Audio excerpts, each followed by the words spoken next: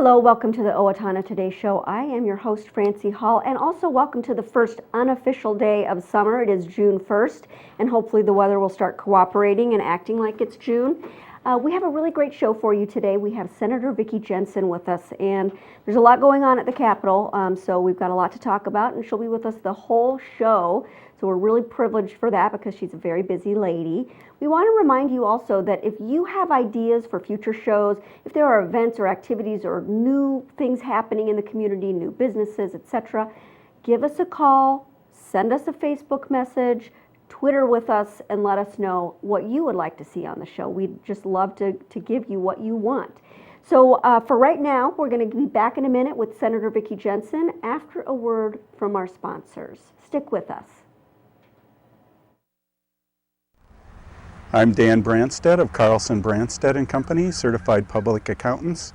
We support the Owatonna Today Show. Owatonna Public Utilities, real people, real reliable, real progress. Making life a little easier day after day, taking pride in our community, listening to what you say, a voice you can talk to. We're growing with you.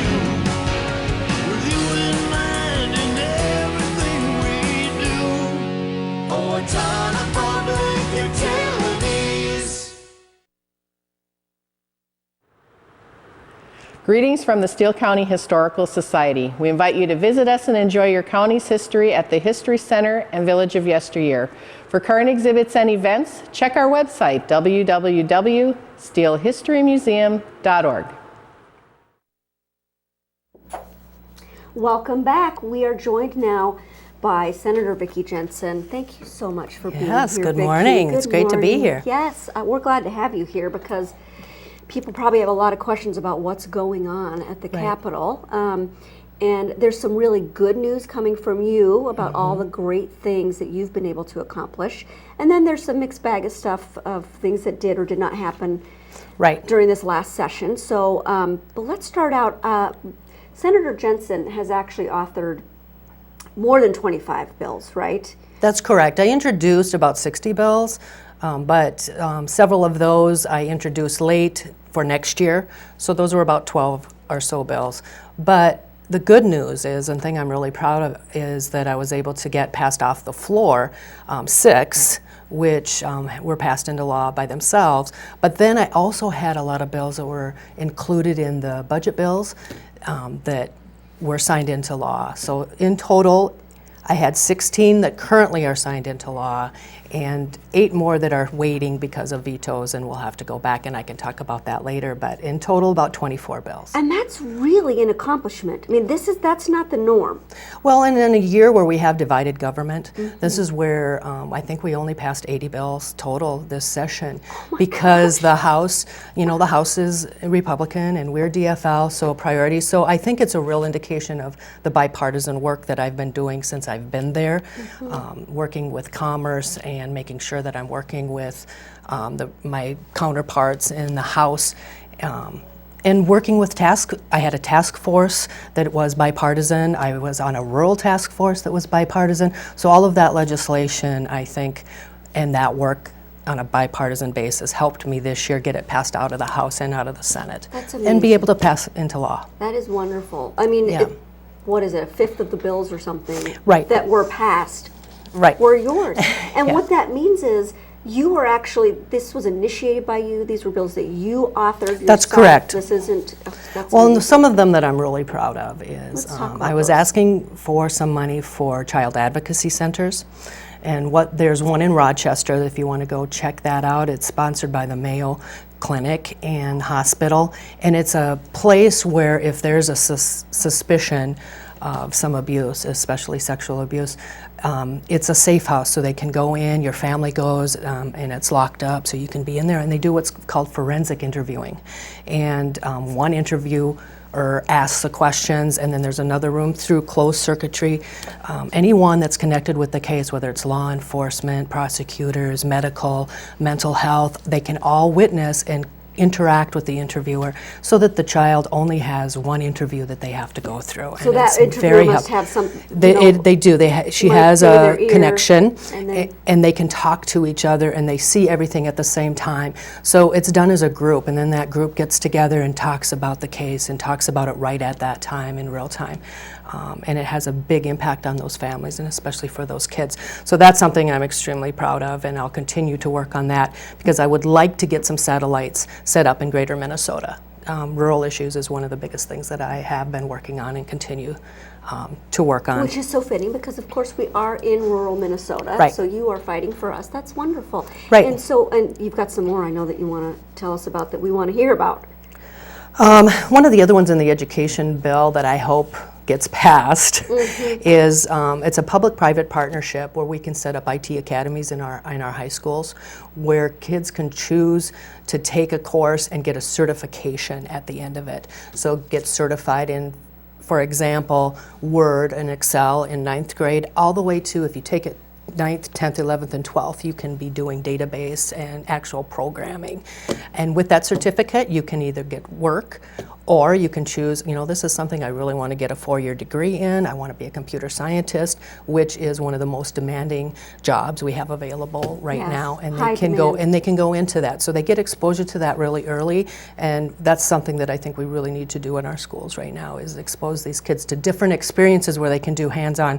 And the company, the RFP process, they would have to also train the teachers in the schools. RFP So for it would the people who don't know what that is.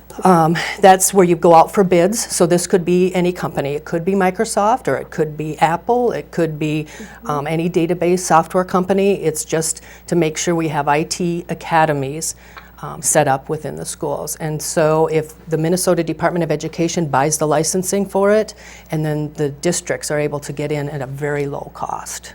And so you put the request for proposals out. That's what RFP Right. is. My And bill then these says that the companies- department must go out for bids to get a company. So it's a public-private partnership. So it's something that's really new in Minnesota, something that we had to really figure out. It's taken a couple years to get the details in place, but it will benefit our kids and our communities, our workforce. They'll be able to get some exposure to something that's needed and valuable right now. Now, that's in the education bill, Right. obviously, which is Right.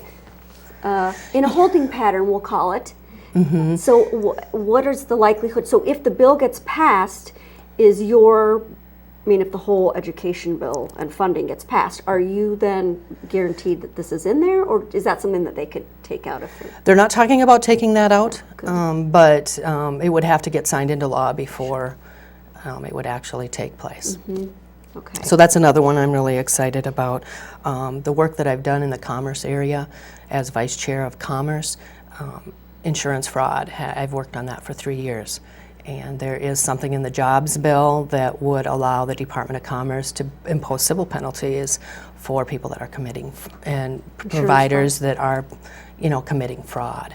So I'm excited about that too. And you say providers that are committing fraud. Obviously, if those of you who don't know, Vicki has been in the insurance world, so she knows what this means. And It's so what a does that big mean? reason why I was put on Commerce Department is because of my knowledge and experience in that area.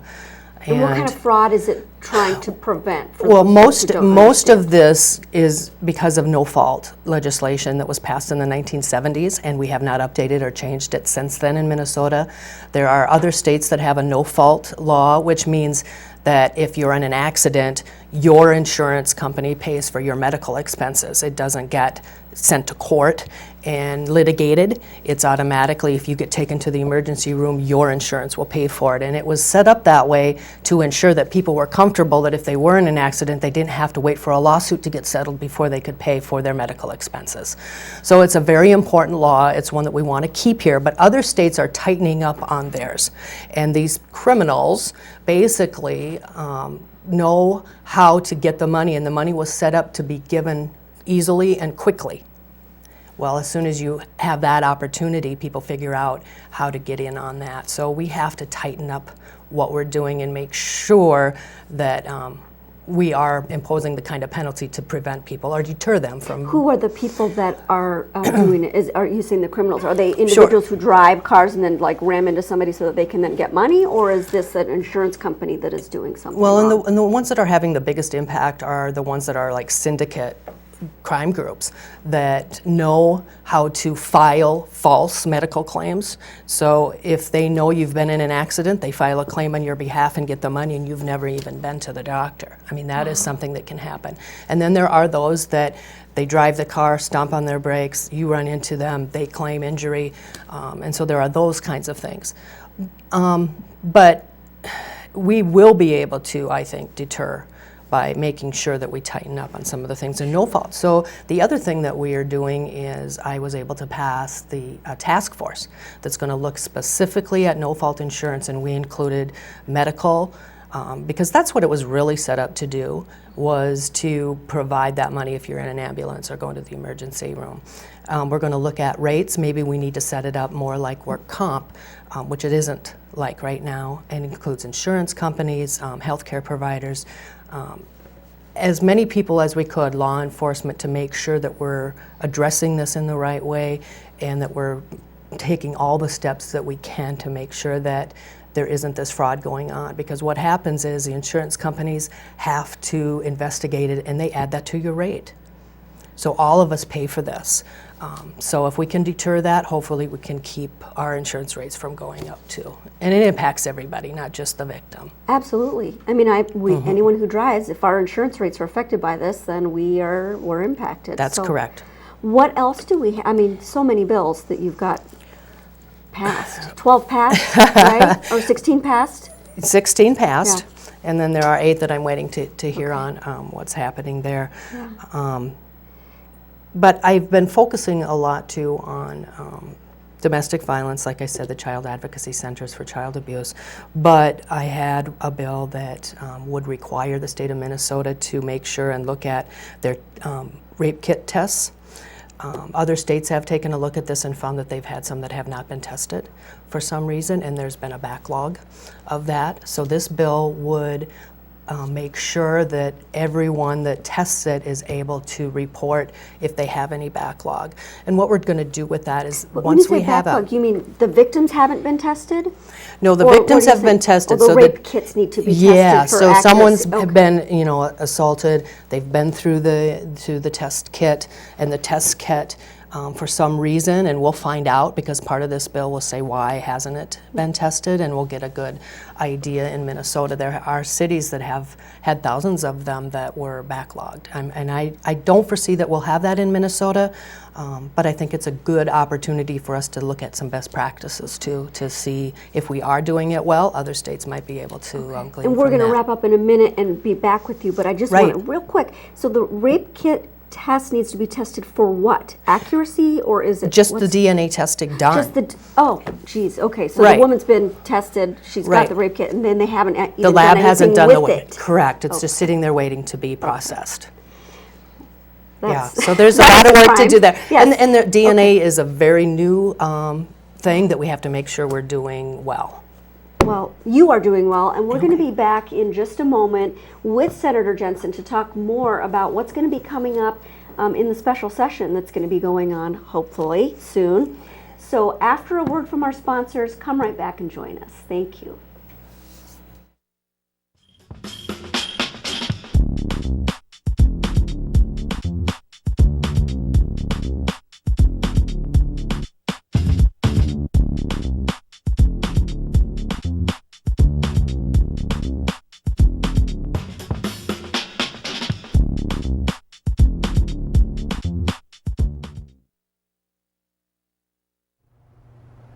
Recreational fires are allowed within the Owatonna city limits. They must be contained within a fire pit or a device designed for such use, and can be 3 feet in diameter and no more than 3 feet high. They must be 25 feet from a building or combustibles. Only untreated or unpainted woods must be used. Fires must be attended by a person at all times that are capable of extinguishing the fire. This has been a safety tip from the Owatonna Fire Department.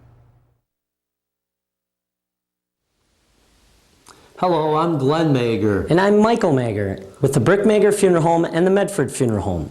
At Brick Mager, we are privileged to have served the families of Steele County community for 118 years. Whether you choose traditional burial or cremation, we promise the tribute your loved one deserves with the peace of mind that you require. We are proud to be part of the Owatonna Today Show.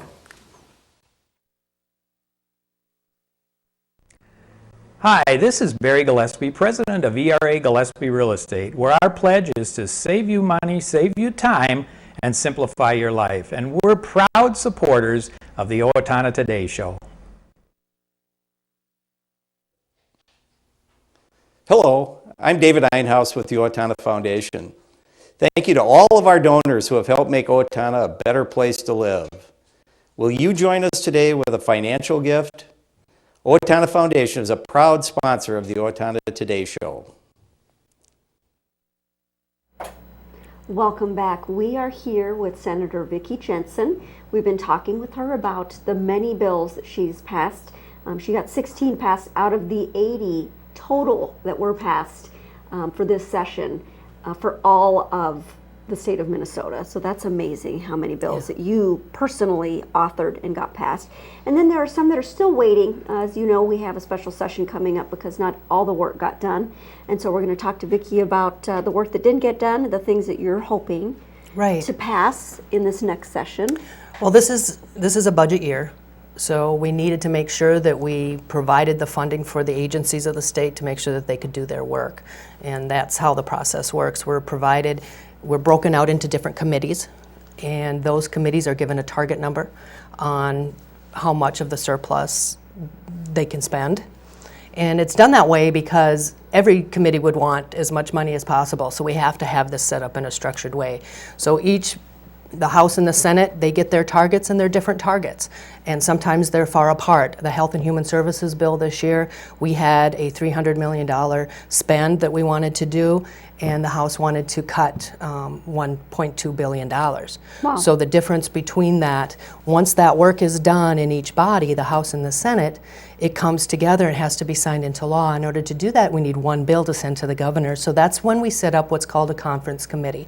And the members on those conference committees do the work to make sure and vote on the sections of each bill that they want in the final product that goes to the governor. In order to do that work, we need a joint target. You need to know what is the money that we have at our disposal that we should aim for. That's correct. And who determines that budget? That target budget. The joint targets are set by the finance chairs together along with the leadership in each house. So it would be the Speaker of the House, Dowd, and the Majority Leader in the Senate, which is Senator Bach. And they meet and try to work out, if it's Health and Human Services, what is that number then that this committee has to meet? And it allows you to do the kind of work where you're removing things from one side or the other, or adding things from one side or the other. What's the target at the end? So what happened this year is the Senate had a real high priority on transportation, and the House had a real high priority on some tax cuts that they wanted. But because this is a budget year and we have a surplus, we didn't have to pass. It wasn't a must-have bill on a tax bill.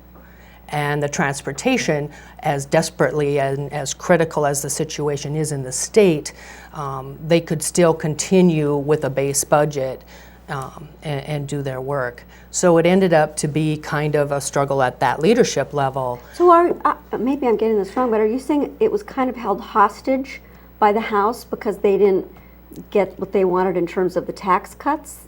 Well, it was proposed in a way that we wanted transportation in a certain way, and the House wanted transportation in a different way that they couldn't agree, but they also wanted some things in the tax bill. But because those bills were not necessary, they moved on to the other ones that had to get passed in order for those departments to get their money. The education is the big one, where if they don't get the increase that they need, school districts are faced with an inflationary factor that they can't meet, and that's when they start making cuts to teachers and to programs. And so they moved to those areas, and we were given joint targets for education and for Health and Human Services. We were able to get it in what's called the Jobs Bill and the Ag Bill. So then the committees started to do their work. So the things that were passed, Health and Human Services, ended up with, I think they had a negative 300, so they cut 300 million, which when the difference was that large, that's really good work and hard work and takes a long time to be able to do that. So that one was passed into law. So some good joint working together to get Right. that thing done. And I think it's important for the public to understand that when you have a budget bill, if your policy or your bill impacts the budget, so you need to have more money in order to enact it, that's what's supposed to be in a budget bill. But what happened is because the House had bills or policy that they knew wouldn't pass off the Senate floor, they added them into their budget bills.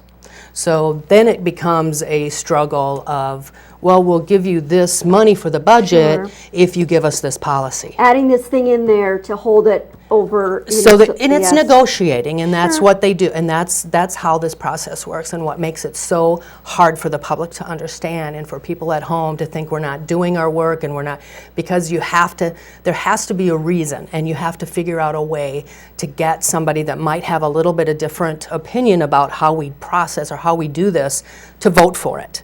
And we were able to very successfully, I believe, in the Senate, take a middle position on a lot of these because we knew we have to get the House to vote in favor of it as well in order to get it to the governor. So because the only reason that the transportation and the tax bill was held up is because we couldn't get those targets. The So numbers. we really You couldn't do your work without a target. So Is we that it? really never had a good conversation about transportation because that never made it to the committee level, and they moved on to something else. So in transportation, we passed what's called a lights-on bill, and basically the lowest amount, just make sure that the department can still function, and the operating is there, and they can still plow the roads, they can do those things, but not any kind of investment in roads and bridges, which is what we're so lacking and we need so badly. And what's interesting is that I've heard that, so the House actually said, well, we'll pass this bill based on the sales tax, and we will dedicate it to transportation, but it wasn't really dedicated because it has to be, if it's really dedicated and you can't move it around like a shell game, it has to be dedicated by a constitutional Through amendment. the constitutional amendment. Okay. That's correct. And then also, there was something in there about them wanting, they'd say, well, give this money for the projects, but they didn't dedicate money to actually allow the commission or the organization The operating. to operate. So That's it's- correct. So, okay, so here are the projects, but you have nobody who's going to be able to implement them because we're not funding them. Yeah, there were two very basic differences between the Senate proposal for transportation and the House as far as increasing funding. The Senate wanted to use a wholesale gas tax increase to make sure we match some of the inflationary things. When you say wholesale gas tax, who I think of the people who are providing the gas, but Well, it works exactly the same way that it currently does. The only difference is that once a year they would take a look at what the average wholesale price of gas is in the state and set that rate then per gallon, so that you would know annually, setting it in October, what the amount of that tax is going to be. But the functionality of how it gets paid and how it goes through the system is exactly the same way that it works now. So the difference, we had that, and what the House wanted to do was use some general fund money to create a special account by taking auto parts sales tax and put it into a statutorily dedicated fund for that purpose. And then take some money from surplus, which we don't know if we're going to get a surplus, especially if we get into where we know this balance where we finally get to do a tax bill and do some tax cuts. We're not going to have that surplus. so let me see if I understand what you're saying. So they, the House said, okay, well, we've got this money already here. Let's put it in this fund, and let's also, because we have so many needs, let's take money from the general fund and put That's it in correct. there. And we'll just count on having a surplus. Right, So about we have $200 million. So So we have one of the biggest needs is transportation in Minnesota. Right. But there's not, so we don't really have dedicated Right. funding, and it wasn't sustainable. right. So what the Transportation Conference Committee did is took a look at it because we weren't able to have that good conversation during session. Without the target. We met and we said, you know, we really wanted to have that conversation, and we were willing to go to a flat tax, not the wholesale gas tax, but a flat 10-cent increase, and then go ahead and do the general fund sales tax, but make sure that there's something in there so that we get a constitutional amendment that says that that money is constitutionally dedicated, so we're not always struggling with setting it on a priority basis with everything else, which we would with a surplus issue and with the general fund issue. If you don't have a surplus, you can't fund it. That's correct. So real quick, because we've only got a couple seconds left, but Right. the education. I mean, Yeah, so they're still hung up on that. I think once they figure out how they're going to fund all-day pre-K, or we don't do all-day pre-K, one of those two things, we're going to not be able to schedule the special session. But once it's scheduled, once that happens, it'll be probably a one-day special session, and we'll be able to pass the by three July remaining. before July 1st, which is what, when? That's when deadline for- that's when the biennium starts again, and that funding has to be made available. Okay, all right. Thank you so much, Senator Jensen, for all your hard work, passing almost a fourth now, about a fifth of the bills that were passed through the whole body. That's amazing. Thank you for your good work. And thank you so much for sticking with us. Do continue to stick with us. We've got your community announcements coming up. Amy Swain Hearing Centers is a proud sponsor of the Owatonna Today Show. I'm Dr. Amy Swain, and I want everyone to hear better. Hello, I'm Sean McNulty. And I'm Deb Gillard with Brookdale Senior Living, Sterling House, and Clarebridge of Owatonna. And we are a proud sponsor of the Owatonna Today Show.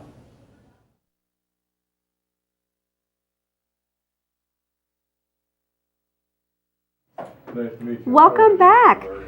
We have got your community announcements. And I'm There's Dr. a lot going on. There's a lot going on in our studio too, but there's a lot going on in the community. We have coming up, Steele County Historical Society is welcoming back the local author Mike Eckers on June 4th. That's Thursday, June 4th at 6:30 in the Wenger Room, and he's presenting about the Nuremberg trial, so don't miss that. Owatonna Art Center opening a new exhibit on Sunday, June 7th, paintings by artist Paul Wallach Roth, and you are invited. That's June 28th. The gallery hours are 1 to 5 p.m. Tuesday through Sunday. Steele County Historical Society is pleased to welcome author Bob Showers for a presentation on Thursday, June 11th at 7 p.m. in the Wenger Room of the History Center. That room gets a lot of action. Bob Showers has written The Twins at the Met, and that admission to that lecture is free if you are a Historical Society member, or $2 for non-members. Wednesday, June 17th, what do we have here? 2-gallon Best Shot Brooktree Golf Course, June 17th, 7:30 a.m. registrations. Shotgun start at 8:30. Entry fee is $30 for members, $40 for non-members. We have June 18th, the open house for the Owatonna Public Utilities, and they've got guided tours on the half hour and every hour. It starts at 9 a.m., ends at 7 p.m. on June 18th. The Historical Society is also offering on June 18th from 4 to 7 p.m. At the Village of Yesteryear. There's an open house and a chance for members to explore all aspects of their membership. The event is open to both membership and those interested in learning about the Historical Society membership. We're going to wrap up here, but real quick, June 20th, Breakfast on the Farm. We'll tell you more about that next time, but it's 8 a.m. to noon, rain or shine, Clover Glen Farms. Thank you so much for joining us, and come back and see us next time.